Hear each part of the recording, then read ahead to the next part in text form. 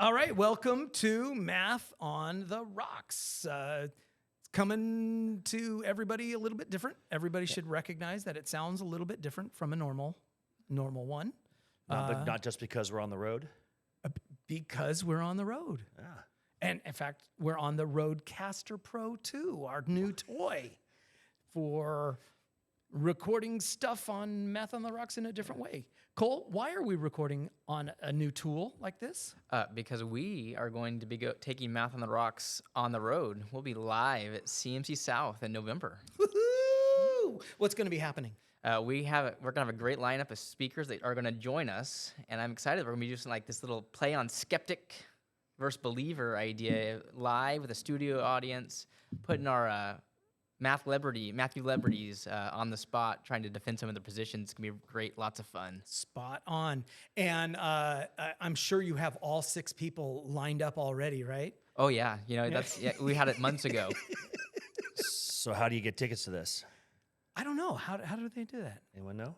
Well, according to the book, the program book, they'll be giving them out at registration, and if not enough people want them at registration, then they will potentially be at the door, but I don't think we'll have that problem. No, so we need to tell everybody, all 6 of them who are listening to this episode, if you're going to Palm Springs, make sure you get your ticket to our special live recordings of Math on the Rocks. It's going to be audience participation. For those folks who are old enough, I'm going to be walking around with a microphone, pulling the Phil Donahue. Meanwhile, Cole's going to be over there going, Phil who? And then I'm going to smack him upside the head because he's too freaking young to. Well, he's the Jerry Springer generation, so, Yeah, but Jerry is only Jerry because Phil was Phil. Very true. Very true. That's the thing. All right. So what's happening with CMC Central? What's going on? So we have, coming up the 3rd Thursday of this month, our Inspiring Math Mind series is back on. Woohoo! Yeah, we are going to be joined by the great Dr. Kendall Brown from the California Math Projects. And he'll be sharing some wisdom with us, as always, and super excited about that. So it'll be live the 3rd Thursday, and then it'll be recorded, put on our website. Awesome. I just saw him the other day in Sacramento. We did the math convening for California. All the counties came together in Sacramento. And Kendall was the opening keynote. Rachel Lambert, who we need to have on the episode. Absolutely. Was the closing keynote. But Kendall rocked my world. He talked about the ICU care framework kind of a thing. He talked about cultural and personal relevance. The dude was brilliant. He's like a low key kind of he's not gonna bowl you over with like this high Robin Williams kind of energy. You just got to listen to him, and he rocked my world, honestly, with everything he was talking about. When he gets rolling, when he gets rolling on a message, you can see the passion, which is what makes him so engaging. Yeah, he had like 400 people just like yes and amen to everything he was saying.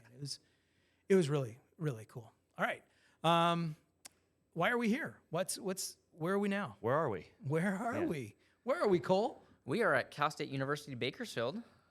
Doing what?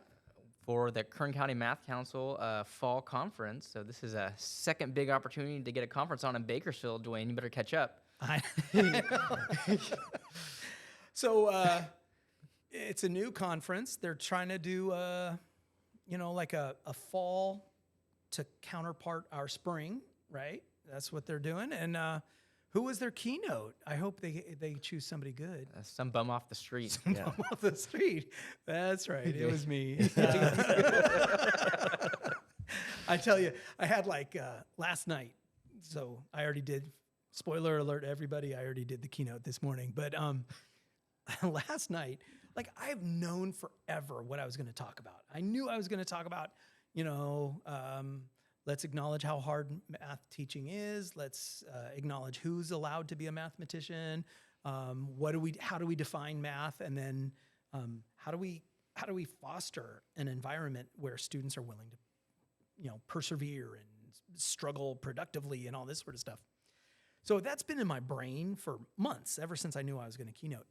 But as I was collecting stuff, I ended up by the end of last night, I had 63 slides for a 45-minute talk, and I'm like, okay, I'm hopeless. So essentially, I ended up just riffing on one slide for a long, long time. Yeah. It's kind of embarrassing. No, but I think it was one of those things you read in the room, and I think it was really topical what you were talking about, though, because I mean, you had everyone engaged with what the message was, and by the end, you did meet your goal. You set out 4 goals, you hit those 4 goals, and I think you illustrated those points really, really clearly. Good.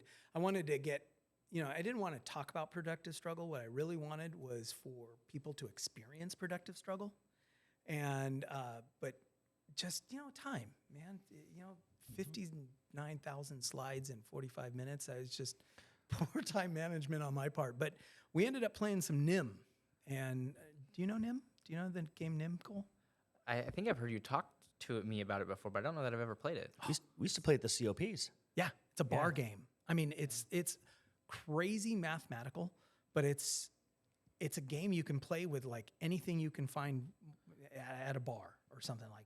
And at our math COPs, we used to just grab like sugar packets or whatever and lay out sweet and low sugar packets or whatever. And because like, no, those were beer tickets that were yeah, okay, true enough. But the other day we played NIM at the convening in Sacramento where I saw Kindle, and we just laid out sugar packets that I just stole from a table at the bar and laid them out. And so basically what you do is you put out some number of sweet and low packets, and it's generally a 2-person game, but we, in the spirit of community building, we turn it into a multi-person game, but typically it's a 2-person game, and you lay out, 14 or so packets, and you take turns going back and forth, stealing 1 or 2 packets.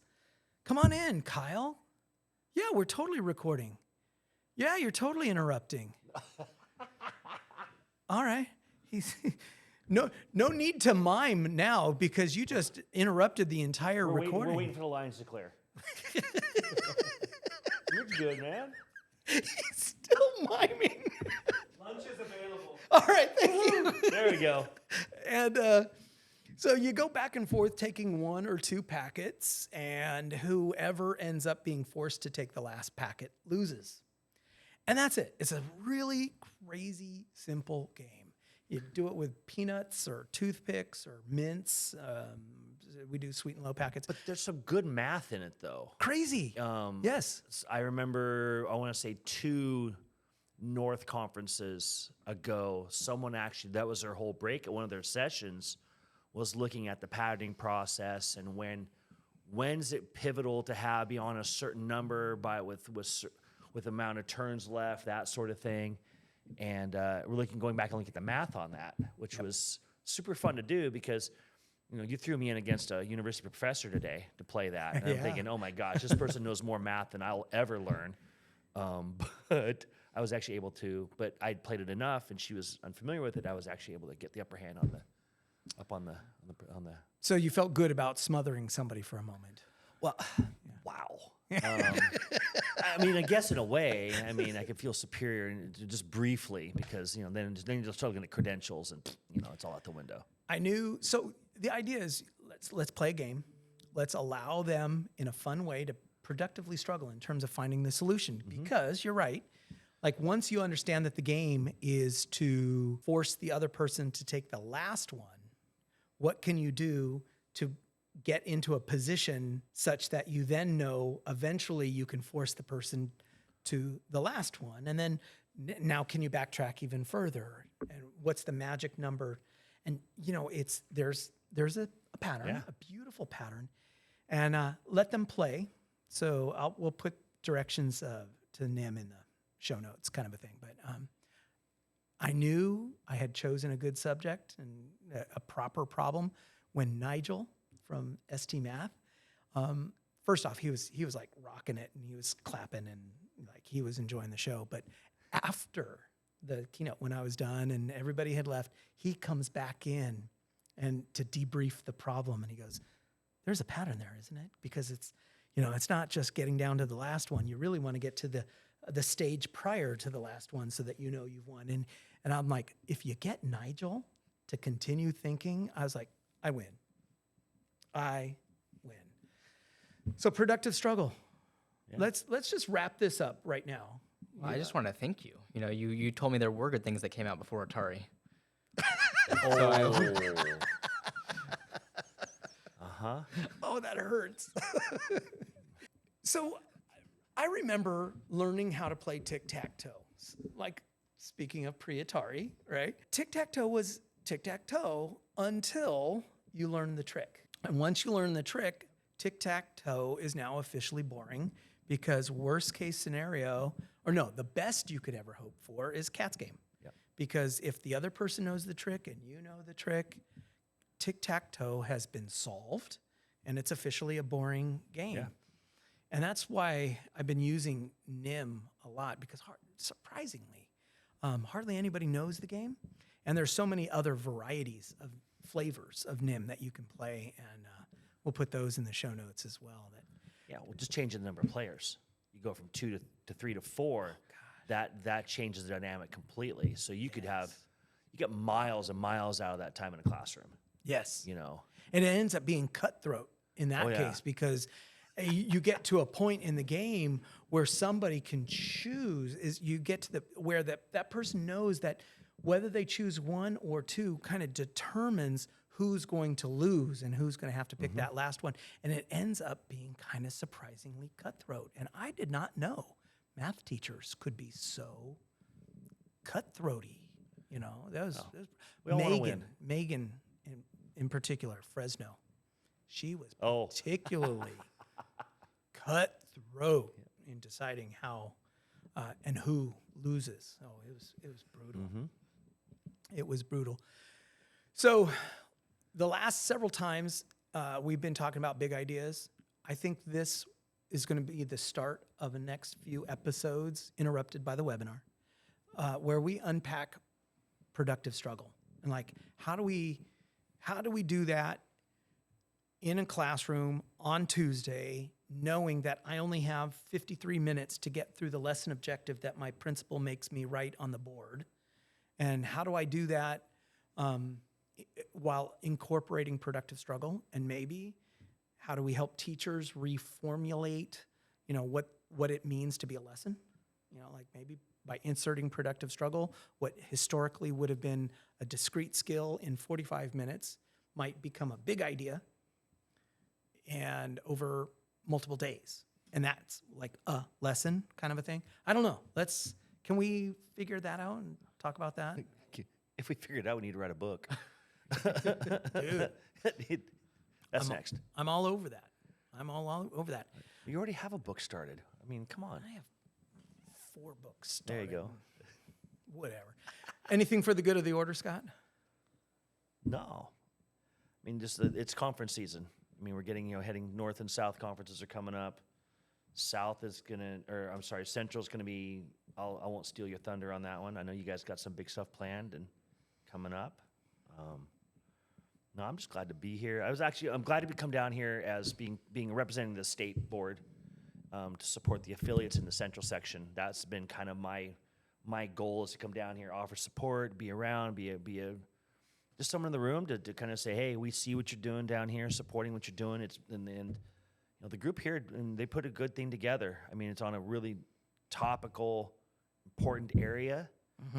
They've done a great job of getting a wide variety of grade levels, people who are specialists in those grade level areas to really pass on some valuable information to these to fellow teachers. And 50 plus teachers on a Saturday voluntarily is pretty stinking amazing. I think you really, that was one of the highlights of this morning is, you pointed out just what a dedication that is and how awesome that is for their kids going forward, because they're going to walk away with something that they can bring back on Monday or Tuesday and use from this, that's going to make that educational experience for all those kids that much better. Kind of intimidating as all heck, knowing that they're here and the keynote better kick butt. Otherwise, they're going to be pissed off that they showed up on their day off. Huh? Well, Oh, that's my why gosh. there's 3 other sessions too that they can be going to as well. To glean some more things. You just prime the pumps for the learning. That's Spot what it was. on. Thank you. You're the ultimate hype man. Anything for the good of the order, No, Cole? we just hope that we see those that are listening at South this year to come see Duane and I. Scott unfortunately can't make it, but come see Duane and I live at CMC South. That's going to be a blast. I'm terrified. Oh yeah, between now and then we'll figure out what we're doing, but it'll be great. Yeah, yeah. Well, since Scott won't be in the room, we can use him as our foil and kind of harass him the whole time. Yeah, absolutely. In proxy, by proxy. Maybe I'll see if I can get one of those fat heads of Scott. Just prop it up the whole time, and then anytime we need to make a joke because we don't know what to say, we'll just make a joke at the fat head, and then we'll Actually, it's pretty easy. Just put a big block of red. Just put a big red block there, and Yep. just have it sitting there, and I'll be there. The classic spirit. video podcast of there's Scott's red square, The red square. not being filled by his ugly mug. It's either that I'm gonna Muppetize my face and we'll just have a Muppet face of me sitting up there. I like You that know, idea. and there's an app to do that. I think. Well, this is good. Thank you guys. I appreciate this. Yeah. right, Looking bye. forward to talking more about productive struggle. That'd be fun. Word up.